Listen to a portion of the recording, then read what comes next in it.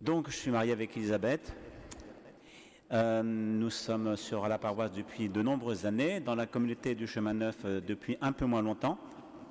Et puis, nous avons une mission sur le diocèse. Nous faisons partie d'une petite fraternité, des missionnaires diocésains, avec deux prêtres, un couple de diacres et sa femme, une jeune religieuse et le séminariste du diocèse, Maxime Labesse.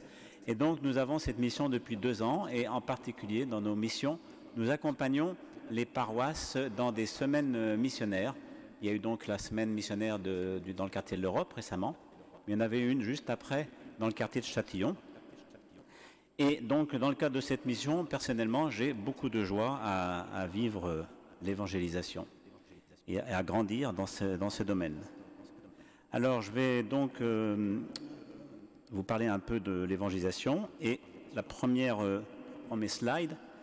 Évangéliser, c'est quoi? C'est peut-être bien qu'on se redise qu'est-ce que c'est qu'évangéliser. Donc il y a une définition dans Wikipédia qui dit que l'évangélisation, c'est le fait d'annoncer l'évangile, c'est-à-dire la bonne nouvelle de Jésus-Christ, et donc de faire connaître la foi chrétienne en la résurrection, celle du Fils de Dieu puis des hommes. Alors une autre définition dans Evangelii Gaudium, évangéliser, c'est rendre présent dans le monde le royaume de Dieu. Et puis une troisième que je trouve très, très belle, qui est tirée du livre Sagesse d'un pauvre d'Éloi Leclerc. Évangéliser un homme, vois-tu, c'est lui dire, toi aussi tu es aimé de Dieu dans le Seigneur Jésus. Et pas seulement le lui dire, mais le penser réellement. Et pas seulement le penser, mais se comporter avec cet homme de telle manière qu'il sente et découvre qu'il y a en lui quelque chose de sauvé.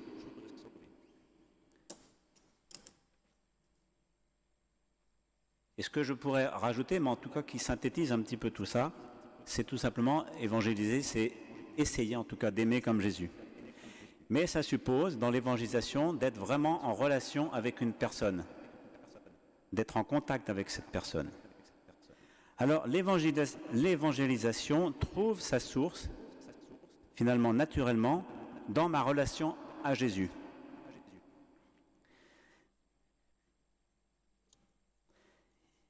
Et donc, toujours tiré de Evangelii Gaudium, la première motivation pour évangéliser est l'amour de Jésus que nous avons reçu. L'expérience d'être sauvé par lui qui nous pousse à l'aimer toujours plus. Mais quel est cet amour qui ne ressent pas la nécessité de parler de l'être aimé, de le montrer, de le faire connaître? Donc en fait, ça part assez naturellement de cette rencontre d'amour avec Jésus. Alors, peut-être que certains d'entre nous l'ont eu, cette rencontre, pourraient en témoigner. Peut-être que certains sentent qu'ils ne l'ont pas eu. Donc, voilà, j'invite de fait peut-être à lire le verset qui va suivre, qui est tiré de l'Apocalypse. Non seulement le lire, mais le prendre pour soi. Voici que je me tiens à la porte et je frappe. Si quelqu'un entend ma voix et ouvre la porte, j'entrerai chez lui, je prendrai mon repas avec lui et lui avec moi. Donc voilà, que chacun, s'il le souhaite, en tout cas s'il sent qu'il a besoin de découvrir Jésus ou de le redécouvrir, qu'il puisse faire sien ce verset. Et puis, dans la paroisse, on propose beaucoup le baptême dans l'Esprit Saint au travers des sessions en particulier. Donc peut-être ça a été un moment aussi où on a pu vraiment découvrir Jésus. Et je fais juste une petite publicité. Il y aura à nouveau un cycle de baptême dans l'Esprit Saint sur le diocèse au mois d'avril-mai. Donc si certains n'ont pas vécu le baptême dans l'Esprit Saint, je les invite à cette expérience qui, pour beaucoup, donc, est vraiment une expérience de l'amour de Jésus. Alors l'évangélisation, comme le disait Stéphane, et comme tout le monde le sait bien, c'est un des 5 essentiels. Donc je vous les rappelle, et en fait il y a un petit schéma qui vous indique ces 5 essentiels, et vous avez vu qu'il y a un sens. Et en fait, on se rend compte que dans les 5 essentiels, en fait, ils se développent un peu les uns après les autres. La prière, c'est un peu l'essentiel où on découvre Jésus. Et puis après, on a la fraternité, puis vient la formation, le service et l'évangélisation qui vient naturellement après. Et donc l'évangélisation, en fait, c'est quelque part nous faire passer de disciples serviteurs à disciples missionnaires. À propos. Donc l'évangélisation, voilà, merci, nous fait passer de disciples serviteurs à disciples missionnaires. Alors, il ne faut pas entendre le mot missionnaire comme dans le début du XXe siècle ou même avant. Ce n'est pas comme les missionnaires en Afrique. Et d'ailleurs, à ce propos, ça me fait penser à cette histoire de ce missionnaire qui était dans la brousse et qui se retrouvait seul face à un lion. Donc il se met à genoux, il se met à prier, il dit « Seigneur, par pitié, inspire à ce lion des paroles chrétiennes ». Et alors, à sa surprise, il voit le fauve s'agenouiller, à son tour, joindre les 2 pattes avant et dire « Seigneur, bénissez cette nourriture que nous allons prendre ». Alors, je vous rassure, être missionnaire, c'est pas aussi dangereux que ça. Alors, pourquoi évangéliser? Ça, c'est une bonne question que chacun peut se poser. Tout simplement, et ça c'est dans la Bible, Jésus nous le dit, en Matthieu au chapitre 28, « Allez de toutes les nations, faites des disciples, baptisez-les au nom du Père et du Fils et du Saint-Esprit. » Et puis une autre bonne raison, Saint Paul nous le dit, c'est une nécessité. Si j'annonce l'Évangile, ce n'est pas pour moi un sujet de gloire, car la nécessité m'en est imposée. Et malheur à moi, si je n'annonce pas l'Évangile. Une troisième raison, c'est le pape Paul VI, dans Evangelii Nuntiandi, qui dit « C'est la vocation de l'Église. L'Église existe pour évangéliser. » Après, une raison, en fait, évidente, quand on fait des semaines de mission, pour ceux qui ont vécu la semaine de mission dans le quartier de l'Europe, c'est qu'on se rend compte que le monde attend cette bonne nouvelle, que les gens ont vraiment besoin de connaître Jésus. Et enfin, dernière raison, et non la moindre, ça donne beaucoup de joie. Donc,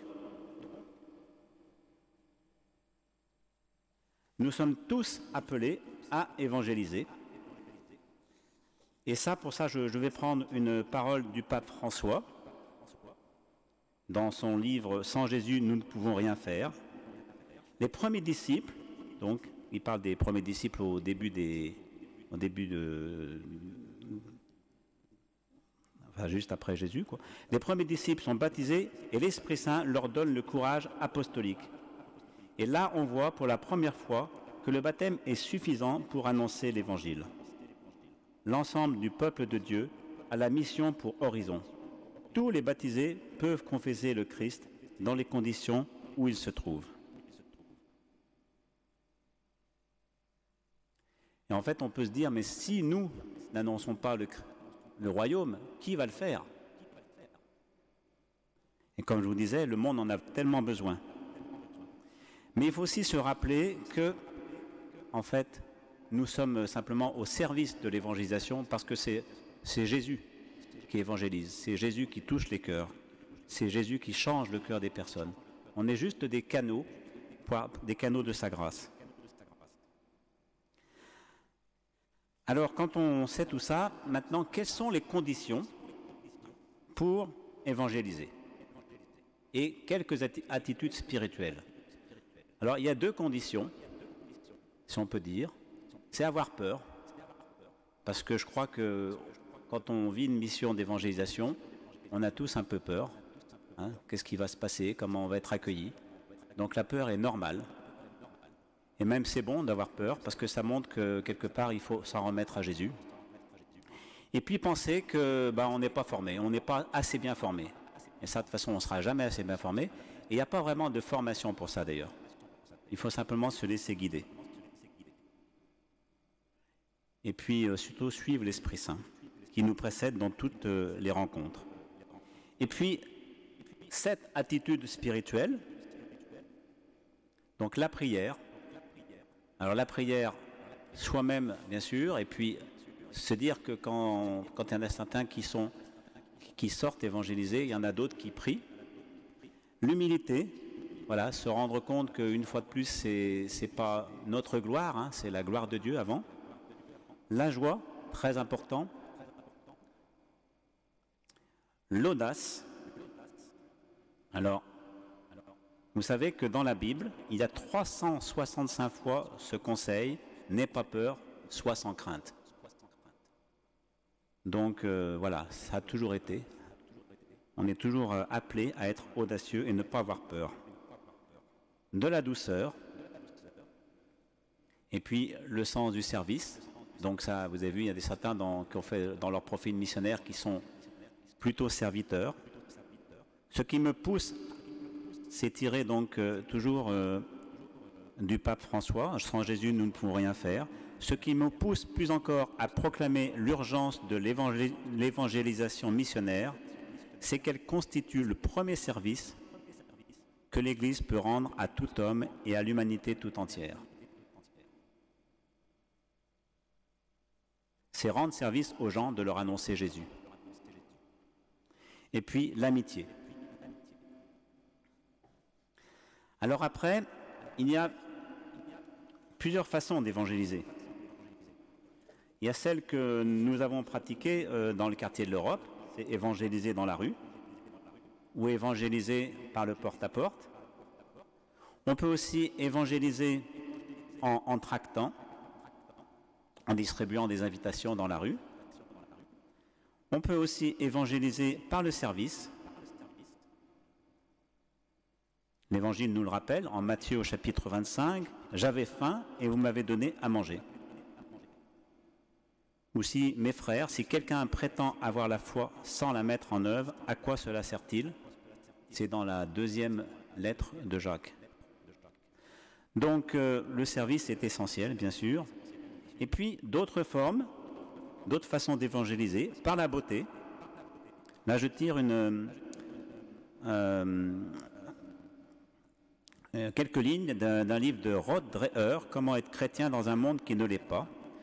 Il dit « Ne craignons pas de considérer la beauté et la bonté comme nos meilleures armes pour évangéliser.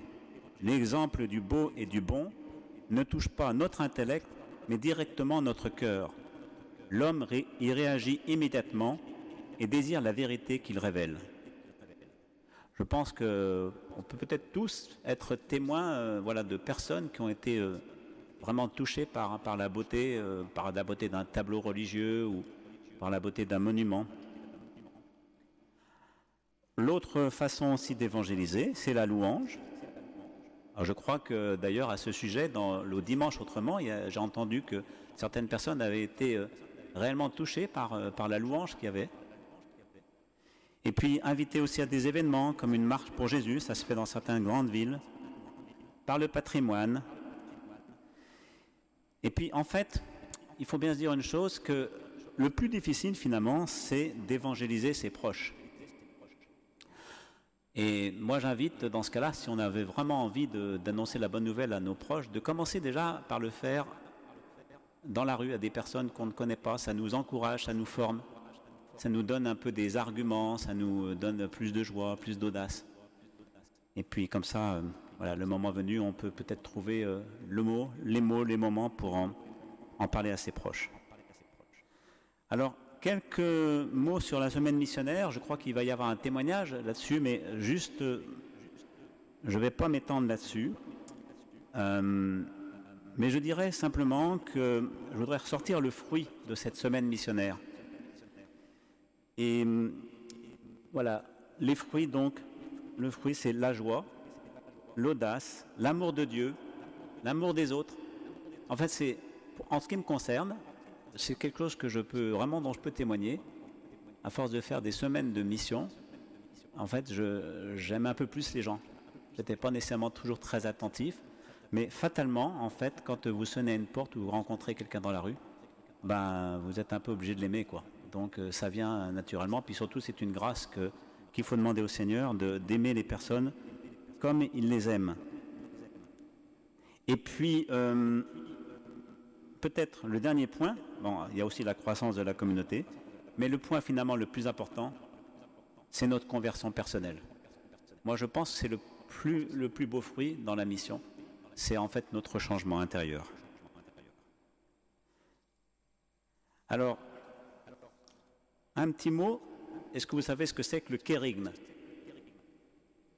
En fait, le kérigme qui vient du grec proclamer à haute voix, en fait, c'est dire avec ces mots, comme le pape François le dit, Jésus-Christ t'aime, il a donné sa vie pour te sauver, et maintenant il est vivant à tes côtés chaque jour pour t'éclairer, pour te fortifier et pour te libérer.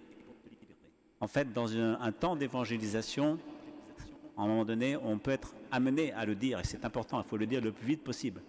Je peux vous témoigner que chaque fois que j'ai pu dire quelque chose de cet ordre-là, dire à une personne, mais Jésus vous aime infiniment, les gens, ils n'en reviennent pas, quoi. Ils disent, c'est pas possible. Hein. Ils ne me le disent pas, mais on sent que ça les bouleverse. Autre point aussi, pour parler d'évangélisation, à un moment donné, on peut être amené à donner son témoignage. Donc un témoignage, en fait, pour qu'il soit possible de le donner, il ne faut pas qu'il soit trop long. Donc on aime bien dire qu'un témoignage, il doit être authentique, A comme authentique. Il doit être bref, bien sûr centré sur le Christ. Vous savez, un témoignage, c'est avant j'étais comment, pendant qu'est-ce qui s'est passé, après je suis comment, et pendant, c'est le Christ qui est passé dans ma vie. Donc, centré sur le Christ, et puis bien sûr joyeux, donner envie. Alors moi, j'ai envie de vous inviter, si on a le temps, Stéphane, 2 minutes. Je vous invite pour ceux donc qui auraient senti qu'ils ont été visités par Jésus, en tout cas qu'ils ont envie d'en témoigner, peut-être qu'ils prennent 1 ou 2 minutes pour essayer de se remémorer un moment qu'ils voudraient partager et se dire, voilà, ils auraient quelqu'un en face d'eux, en 2 minutes, qu'est-ce qu'ils pourraient dire, ou en 3 minutes. Et puis pour ceux qui n'ont jamais, donc, qui sentent qu'ils n'ont pas vécu cette expérience de l'amour de Jésus, eh bien, qu'ils puissent aussi pendant cette minute, pendant ces 2 minutes, faire cette prière, demander à Jésus de les visiter. Vraiment. Vous savez que Jésus exauce les prières. Donc, et une prière comme ça, il ne peut que l'exaucer. Donc, demandez vraiment à Jésus de venir soit nous visiter, ou soit réfléchir à son témoignage. On prend 2 minutes en silence, et puis après, je conclurai.